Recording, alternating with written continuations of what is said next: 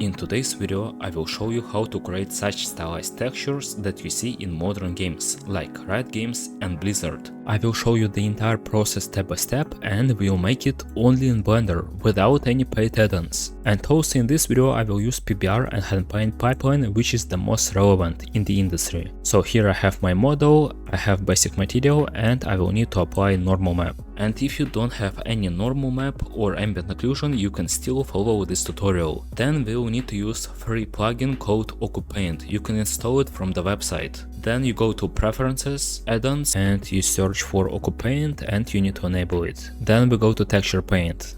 Here we need to go to Material Preview mode, and then you will need to change render path from combined to diffuse color to see only diffuse. You always need to have it while creating stylized textures. Press on N to see sidebar and click on Quick OcuPaint Nodes tab. Everything should be by default, click on OK. Now make sure to select color channel and click on the plus button. Here we have two options: to fill the entire model with a solid color and we can change it later, or paint with a new image. In this case I will create solid color. I will pick a bit darker color and it will be our shadow. Let's actually name it shadow. I will make it even darker. Click on OK. Everything will be filled. Then we click on plus once again. We select solid color. In this case we'll call it light. It will be color for the light, and we need to make it brighter. Click on OK. And now we just need to fake light inside OcuPaint. All we need is to go to the mask, click on plus and choose fake lightning. Click on OK. It will fake the light right on the texture, and here you can control it. This is what I call color base. We need to have our base for light and shadow, so later on we can have hand paint details and so on. And also you can change color anytime, color of the shadow and color of the light.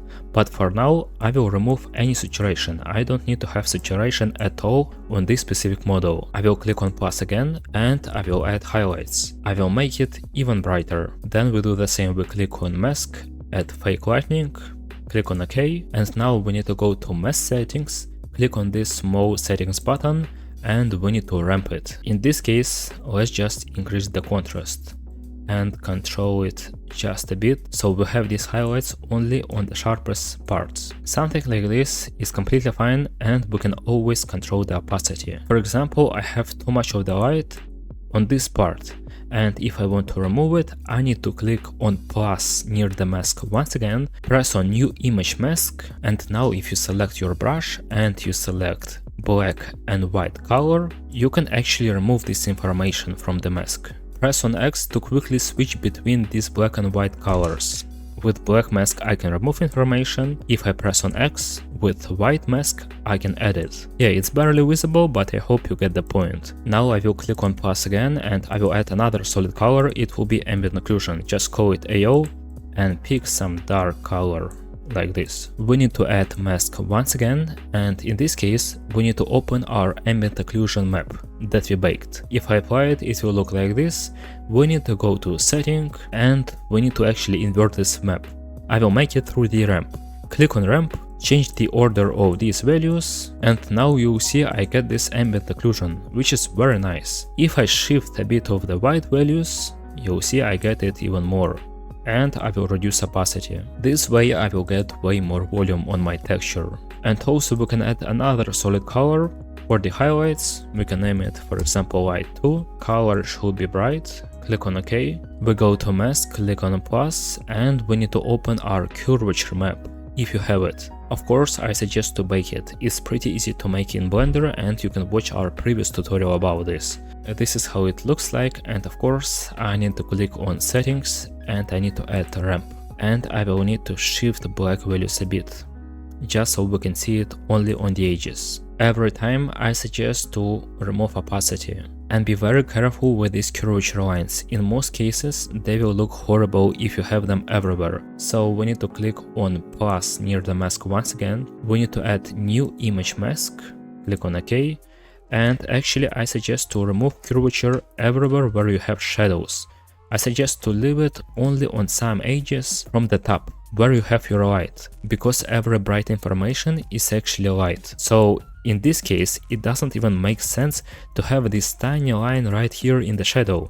just remove it at all, and it will look way more organic. I'm being honest, if you're a complete beginner, I don't even suggest to use curvature at all, but also depends on your project. Here on the handle we have it a lot, and it looks horrible, so just remove it and it will look way more organic. Now when we have our setup, all I will make is to add new layer, solid color, and I can pick any color I like, for example red like this, and name it handle. It will be color for the handle. Then you go to mask and you create new image mask, so you can paint on top of it. Keep in mind, this new image mask is just paint mode for the mask. Here you can paint any information. Click on it, click on OK, then all we need is to click on settings, invert it.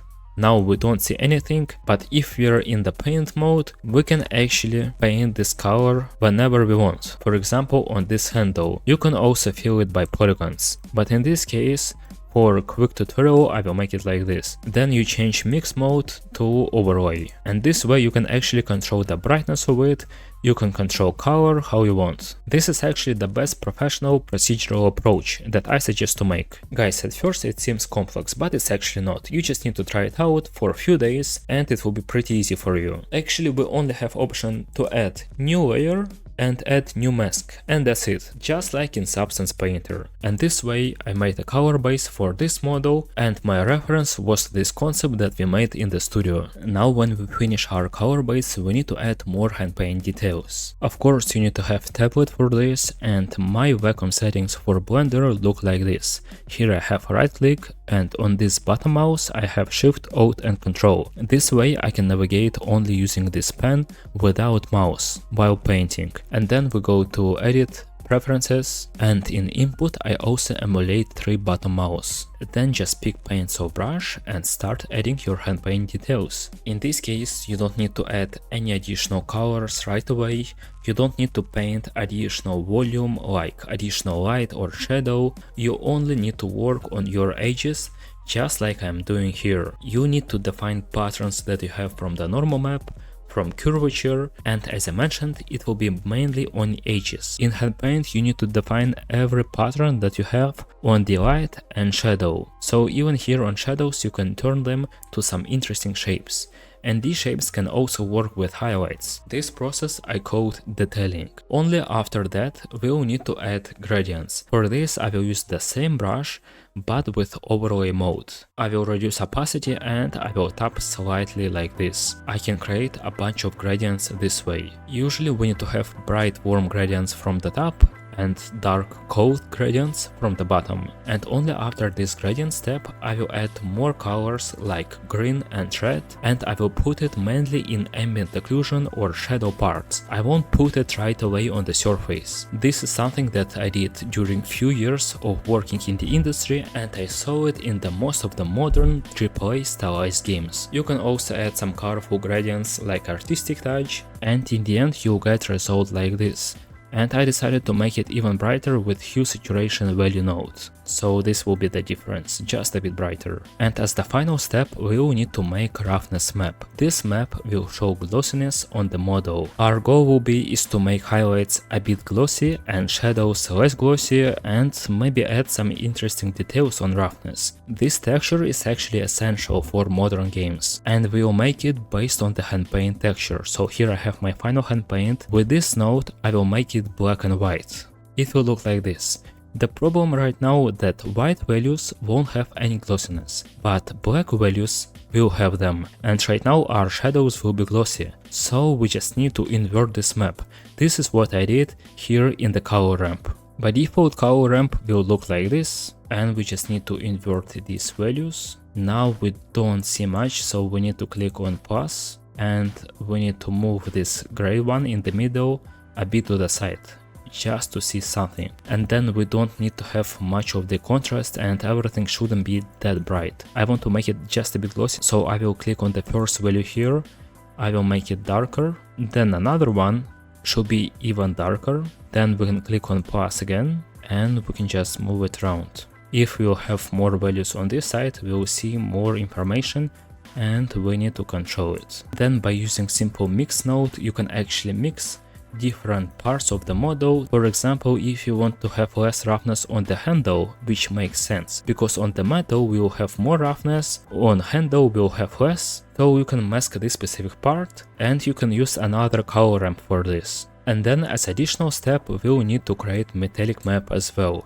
It's extremely simple, everything that has metal should be completely white, and everything non-metal should be dark. And this is my simple setup for the metallic. I have white color, black one, I need to blend it with mix node, and in factor I need to put mask for the handle, because it shouldn't have any metalness at all. And our final result will look like this. If your goal is to actually create textures like in Riot games or Blizzard, you definitely need to put more attention on hand paint details and gradients. And if you want to learn full process from complete scratch, I mean from 3D modeling, sculpting to texturing only in Blender, we have a separate big course for this in our school. There we will show you how to make 2 game ready assets from complete scratch only in Blender. It's specifically for game projects, doesn't matter AAA games or some high quality Roblox projects.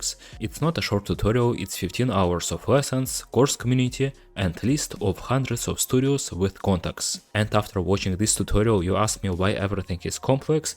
To be honest, it will be the only way to create high quality result only in Blender. And I was new to Blender, but I quickly learned this and enjoy it. Let me know in the comments what tutorial do I need to record next, and thank you for watching.